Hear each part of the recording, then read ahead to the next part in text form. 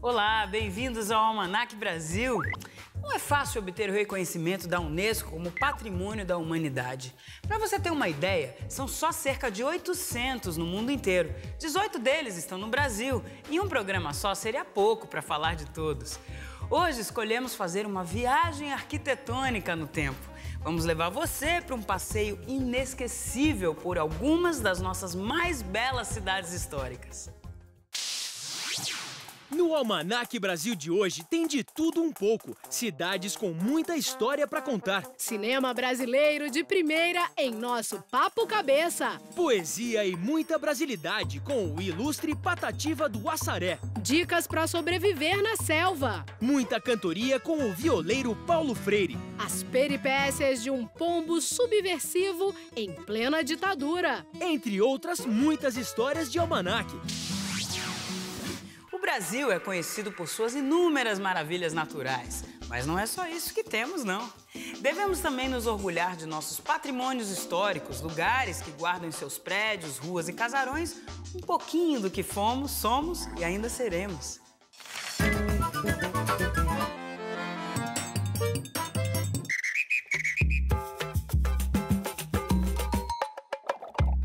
São Luís é a única capital brasileira fundada por franceses, que a batizaram em homenagem aos célebres reis da França. Mas foi por seu rico acervo de arquitetura lusitana que ela foi considerada patrimônio histórico em 1997. Nada de igrejas e construções suntuosas. As casas chamam a atenção pela beleza e simplicidade, revestidas com delicados azulejos portugueses que amenizam a umidade da região. Por isso, São Luís recebeu o apelido de Cidade dos Azulejos. Olinda, em Pernambuco, começou a ser construída pelos portugueses em 1535 e já passou por muitas reconstruções. Isso porque foi palco de batalhas e invasões violentas, como a dos holandeses em 1630, quando sofreu um terrível incêndio. Sobrevivendo a tudo, a cidade tem um dos conjuntos arquitetônicos mais antigos das Américas.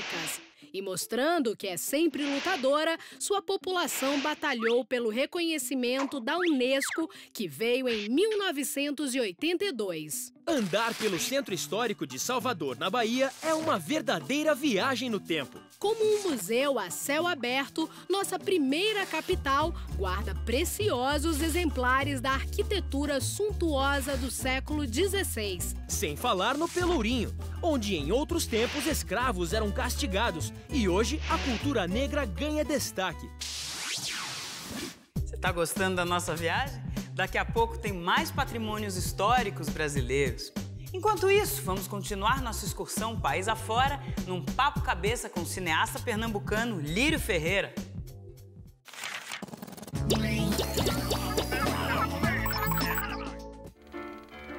Eu achava que eu era ser esportista, eu jogava futebol, jogava bem pra caramba.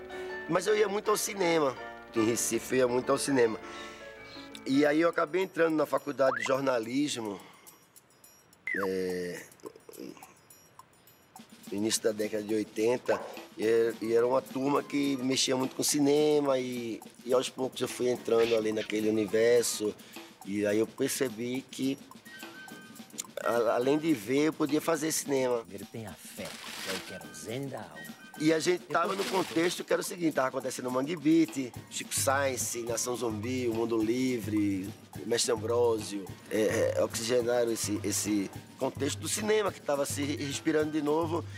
Tudo era muito propício para acontecer o que aconteceu com os meninos da música, o que aconteceu com o cinema da gente.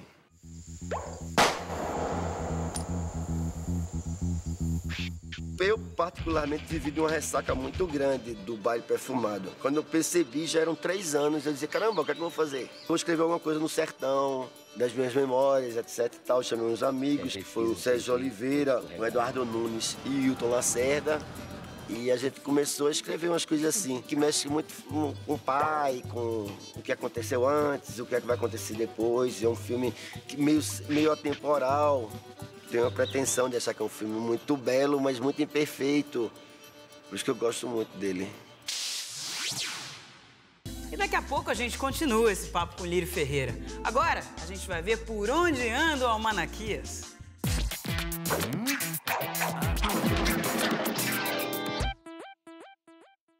Gente, o trava-língua de hoje está complexo. É o seguinte, em Rápido Rápido, um rápido rato raptou 3 ratos sem deixar rastros. Em Rápido Rato... Rato, um rápido rato, um rápido...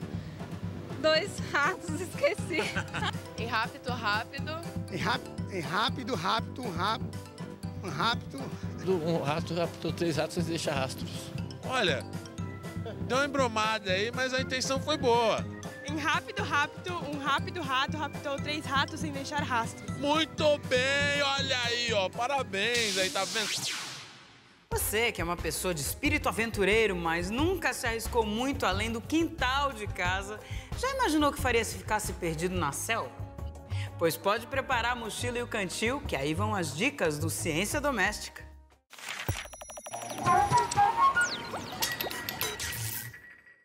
Entrei na trilha e chegou lá, eu fui para um lado pro outro, depois não sabia como voltar mais. Para não se perder na selva, uma boa solução que a gente encontrou é, quando você está caminhando, é você quebrar um galho, às vezes, das árvores, um pedacinho assim de arbustos, para você, quando você estiver passando por ali, você já sabe que você passou naquele lugar. Tentaria seguir o rio até encontrar um povoado, alguma coisa assim. Por uma aventura, uma caminhada, um trekking na mata, é essencial que se leve, primeiramente, que esteja trajado adequadamente. E não se usa tênis em mata fechada, se usa bota ou coturno. Ela tem que te proteger caso você sofra algum ataque de algum animal peçonhento como uma cobra. Porque você não vê, elas são da cor da terra e elas são bem discretas, né? Em área de selva chove muito, então o princípio básico é você pegar a água da chuva. O primeiro passo seria procurar água. Talvez no rio vai ter a água. Nunca pegue água de locais empoçados, barrentos, com aquela gosma verde. Hoje em dia a tecnologia favorece bastante, né? Então existem barras de cereais. Ver o que pássaro come de repente.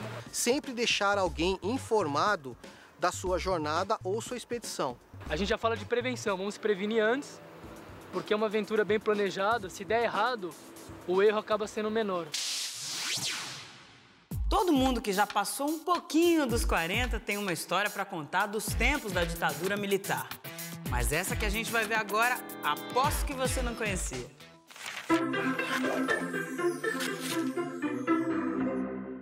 Junho de 1977, o delegado de Cabo Frio, no Rio de Janeiro, explica a seus superiores o auto de prisão que acabara de lavrar.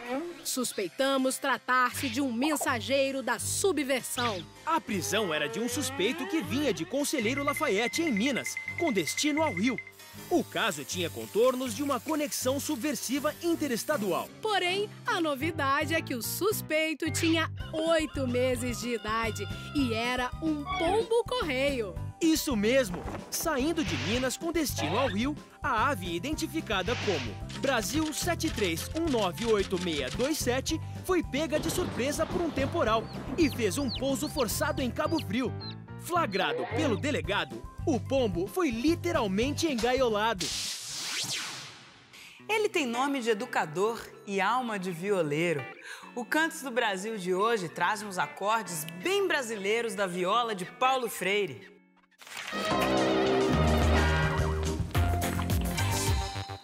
Onde eu pego nessa foice, com essa foice eu não trabalho, minha mão tá calejada. Eu, quando era menino, eu gostava de som de viola, assim, mas depois que eu li alguns livros, eles me encaminharam para a viola. Então a literatura me levou à viola.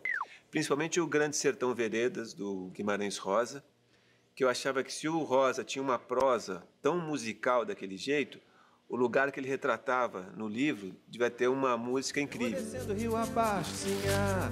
Vou descendo rio abaixo, sinhá. Eu vou descendo. Eu cheguei no sertão do Urucuia em 77, mas na época não tinha luz elétrica, não tinha água encanada, não tinha telefone, não tinha nada. A gente tinha uma vida igualzinha a qualquer um deles, e eu acho que eu tive um aprendizado de viola como um sertanejo tem. Eu joguei o meu baralho por detrás da sacristia. Eu tive 2 aprendizados assim grandes na viola.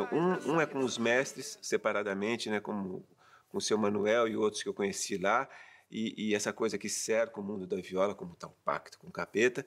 E a outra é frequentar uma folia de reis, que na folia eles sempre saem à noite, porque os reis magos se guiavam pela estrela, né, pela estrela do Oriente. Então eles anoitece, a folia sai, canta de casa em casa, amanhece, a estrela vai embora, então eles têm que parar onde eles estão. Então esse dia parado, você está junto com um monte de violeiro, cantador, folião, aí você vai aprendendo a viola e aí foi assim, foi incrível o que eu cresci dentro das folias.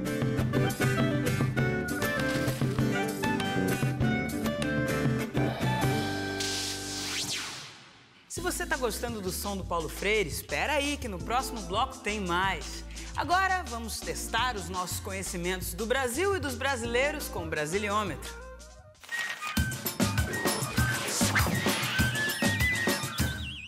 Pegando carona no Coisas Nossas de hoje, você sabe dizer qual foi o último bem brasileiro a receber o título de Patrimônio Mundial pela Unesco?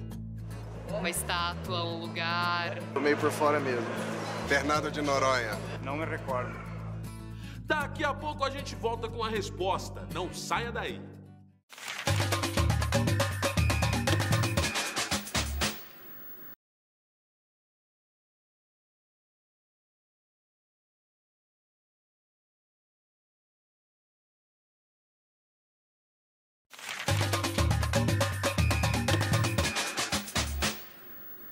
Retomando a pergunta do Brasiliômetro, você sabe dizer qual foi o último bem brasileiro a receber o título de Patrimônio Mundial pela Unesco? Porto Seguro, que foi a primeira cidade, né, do Brasil. Não tô muito familiarizado com esse tipo de premiação. Não foi no mercado, não, né? Tá bom, tá bom. Aí vão elas, as alternativas. A. Santuário de Bom Jesus de Matozinhos, em Congonhas do Campo, Minas Gerais. B. Parque Nacional Serra da Capivara, em São Raimundo Nonato, Piauí. C. As ruínas de São Miguel das Missões, no Rio Grande do Sul. Ou D. A Praça São Francisco, em São Cristóvão, Sergipe. Uma dica matadora. O local tem nome de santo. Agora ficou fácil, vai. As ruínas de São Miguel. Santuário de Bom Jesus de Matozinhos. Praça São Francisco. Parabéns! Foi em 1º de agosto de 2010 que o Comitê do Patrimônio Mundial da Unesco declarou a Praça São Francisco, em São Cristóvão, Sergipe, Patrimônio Mundial. Mas, se você errou, não fique triste não. As outras alternativas também foram declaradas Patrimônio da Humanidade, só que a Praça São Francisco foi a última. Bom, depois dessa aula de patrimônio dada pelo Almanaquias, vamos visitar mais algumas das nossas belas cidades históricas.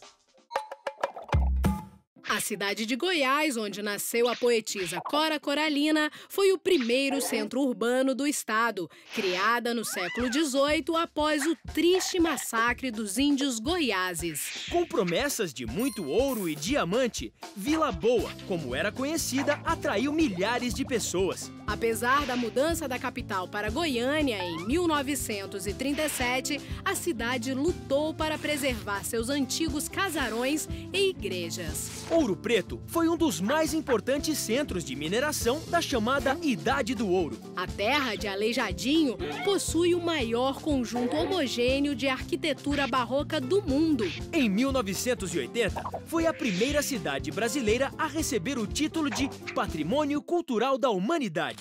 Diamantina também estava na Rota do Ouro 2 séculos atrás e também, é claro, dos diamantes que deram nome à cidade. Além do conjunto conjunto arquitetônico e da arte barroca, a riqueza da gastronomia, da cultura popular e as belezas naturais contaram pontos na escolha da cidade pela Unesco. Diamantina é a terra do presidente Juscelino Kubitschek, fundador de Brasília, também declarada Patrimônio Mundial. A casa em que viveu JK ainda está lá, para contar a história da infância humilde de um dos mais admirados presidentes do país. E agora tem mais papo cabeça com o cineasta pernambucano Lírio Ferreira. Olha ele aí.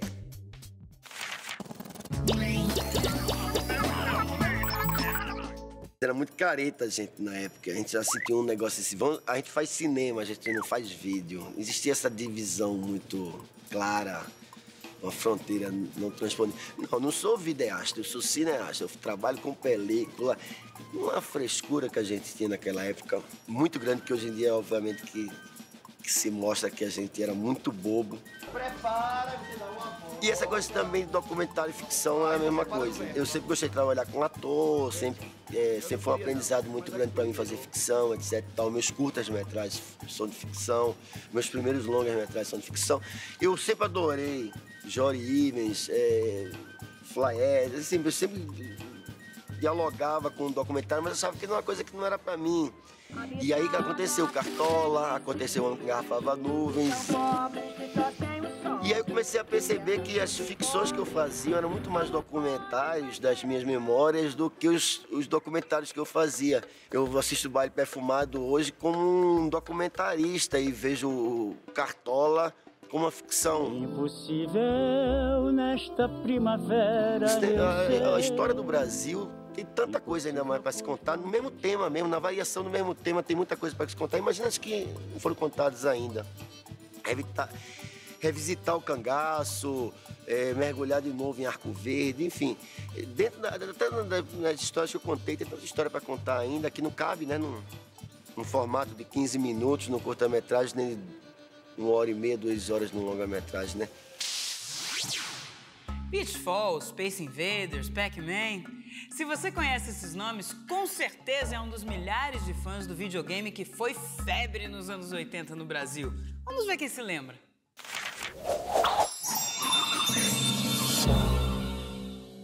Era um presente que eu ganhei quando tinha, sei lá, uns 5, 6 anos.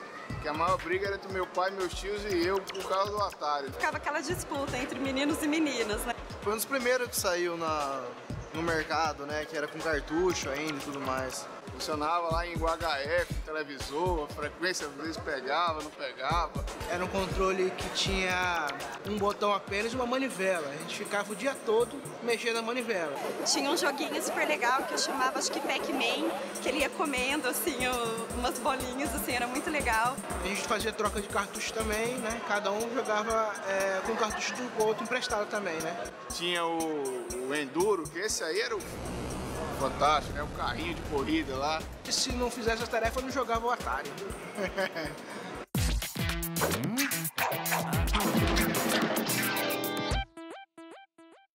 Você se dá bem com a sua sogra? Então você é uma pessoa de sorte. Já o meu amigo Antônio Carlos tem uma que é um verdadeiro martírio. Não acredita? Ouve só. Um dia ele estava dirigindo pela estrada quando foi parado pelo guarda rodoviário.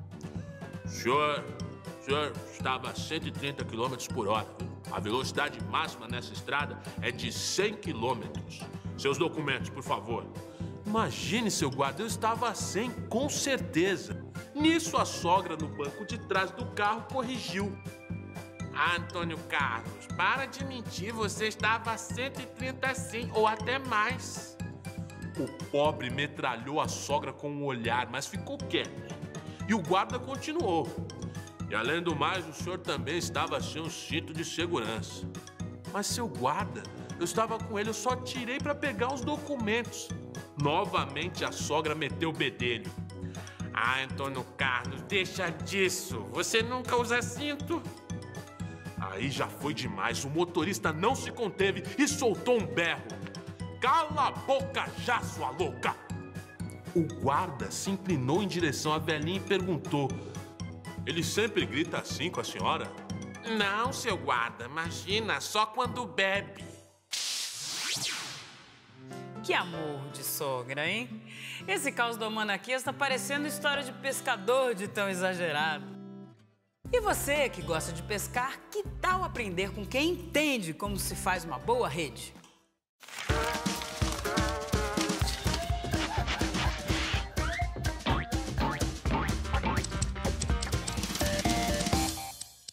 Eu pego a minha agulha, vou encher de fio. Aí eu começo o processo fazendo primeiro uma argola no fio e ali eu vou fazendo as malhas. Eu vou fazendo uma tira só de uma malha. Começo daquela argola e venho fazendo uma tira. Quando dá, que eu tenho noção de 40 malhas de altura, que é o que eu vou fazer, dali eu vou começar a fazer o comprimento. 100 metros, 150.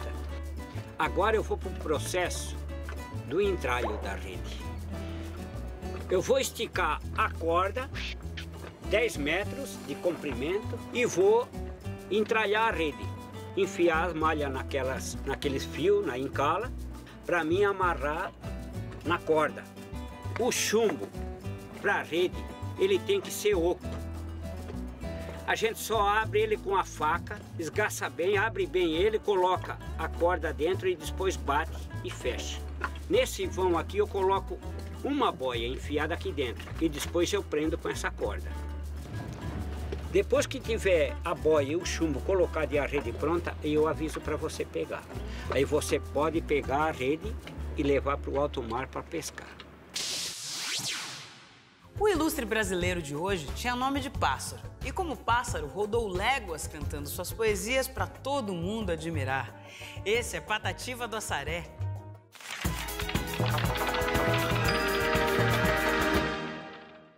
Antônio Gonçalves da Silva nasceu na Serra de Santana, a poucos quilômetros de Assaré, no Ceará. O garoto autodidata lia de tudo e foi logo se apaixonando pelo cordel e pela viola. Comprou seu primeiro instrumento aos 16 anos, depois de vender uma ovelha. Usando paletó e gravata, viajava em lombo de burro, Cariri afora, cantando seus versos. Foi batizado Patativa, como pássaro. Quando surgiram outros do mesmo nome, virou Patativa do Assaré. Nos anos 50, parte de sua produção virou livro, quando publicou Inspiração Nordestina. Em 1964, Luiz Gonzaga gravou Triste Partida. O canto de Patativa foi se popularizando. E seu leque de temas se ampliando. Falava de política, desigualdade, reforma agrária, televisão, futebol. Foi perseguido pela ditadura militar. Participou dos movimentos pela anistia e pelas diretas. Conheceu o mar só depois de adulto. Visitou São Paulo, Brasília, mas deu meia volta. Não queria saber de cidade grande. Passou seus últimos dias em seus lugares favoritos, entre o friozinho da Serra de Santana e o calor de Assaré.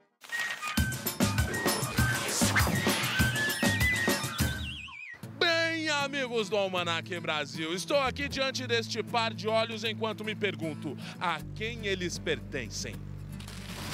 Não é o Zico, não, né? Mano Menezes. Ele tem a ver com futebol. Candinho, treinador de futebol. Zagallo. O primeiro nome dele é Carlos Eduardo, mas ele ficou conhecido pelo seu sobrenome. Galvão. Quem? Galvão. Acertou! Acertou! Acertou! Acertou! É! O Galvão Bueno! Golaço, hein, amigo? Agora é hora de curtir um pouco mais do som da viola de Paulo Freire.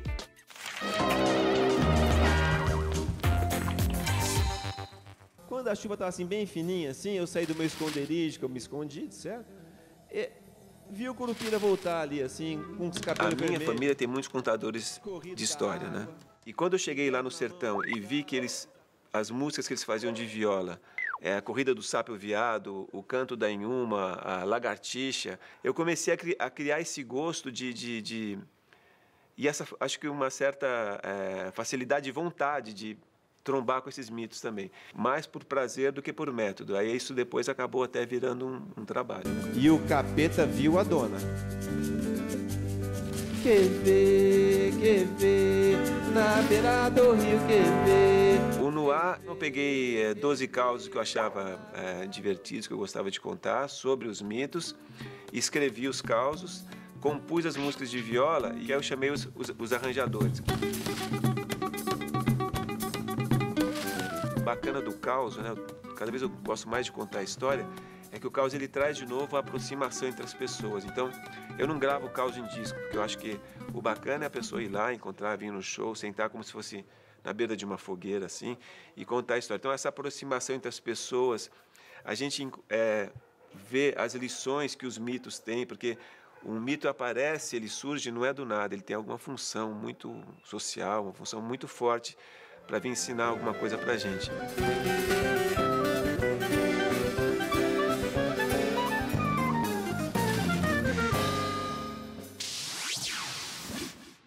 De violeiro para violeiro, vamos terminar o programa com versos do genial Patativa do Assaré. E assim, sem cobiça, dos cofres luzentes, eu vivo contente e feliz com a sorte, morando no campo sem ver a cidade, cantando as verdades das coisas do norte. E até semana que vem, mas enquanto isso, eu vejo vocês na internet. Até lá!